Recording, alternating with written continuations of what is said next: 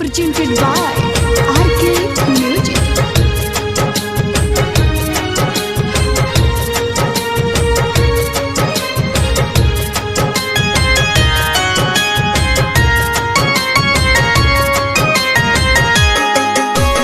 Music by Ranjit Sahni.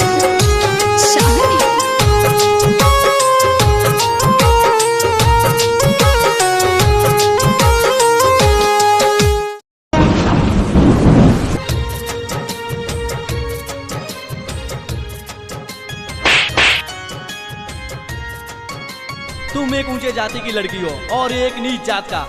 इसका छूना भी अमानवीय धर्म है और तुम इसके साथ गलियों में घूम रही हो। और मैं अपनी बहन को जला दूंगा, लेकिन किसी नीच जाति वाले लड़के के साथ कभी जान नहीं दूंगा। निप्पो गंगा जल लाओ। तोहे का बतलाई हो, कैसे समझाई हो,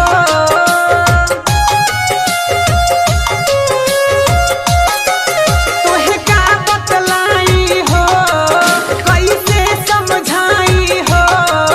दूर हो के सनम तोहसे अब जियल न जाई हो। तोहर जुदाई एहो करे जाना हम सह पाइब हो। बादली टूटल देदा जहर हम खाके मर जाइब हो।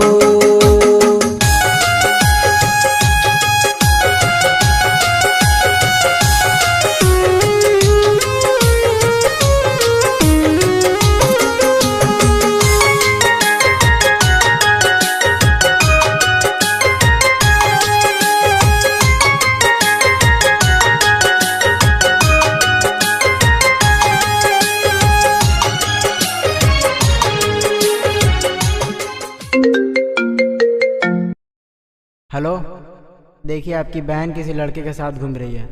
क्या? ठीक है, अब आज ही होगी उसकी शादी। किस्मत में ना रहलू मिलल न प्यार हो। जिंदगी हमारे अब तो होई अन्हार हो।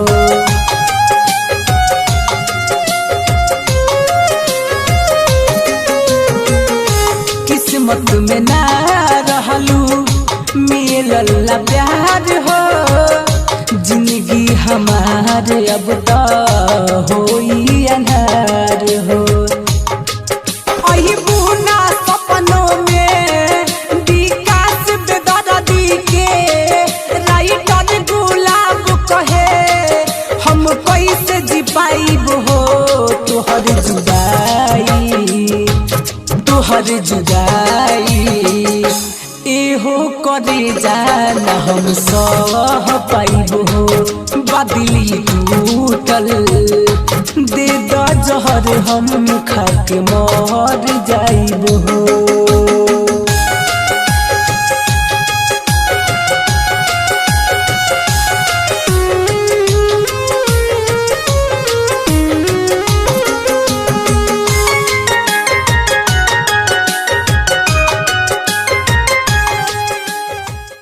भाई तेरा ब्लड ग्रुप ए निगेटिव है ना, चल मेरे साथ।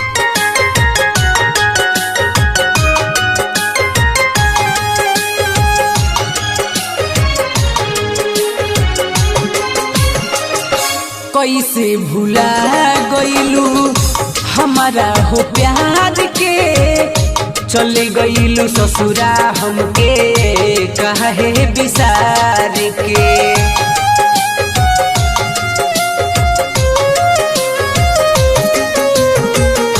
कैसे भुला गइलू हमारा हो प्यार के। चली गइलू ससुरा हमके काहे बिसार के। सच तोहर छूटल हो, सपना मोर टूटल हो। भइलू हर जाई तू गइलू हमके रुलाई हो। तोहर जुदाई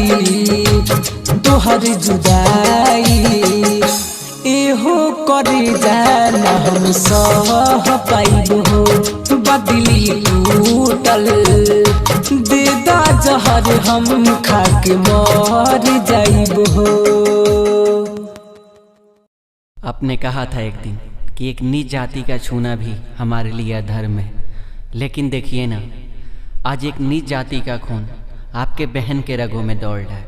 और आज ना ही आप अधर्मी हुए और ना ही आपकी बहन, क्योंकि सवाल आज जिंदगी का है।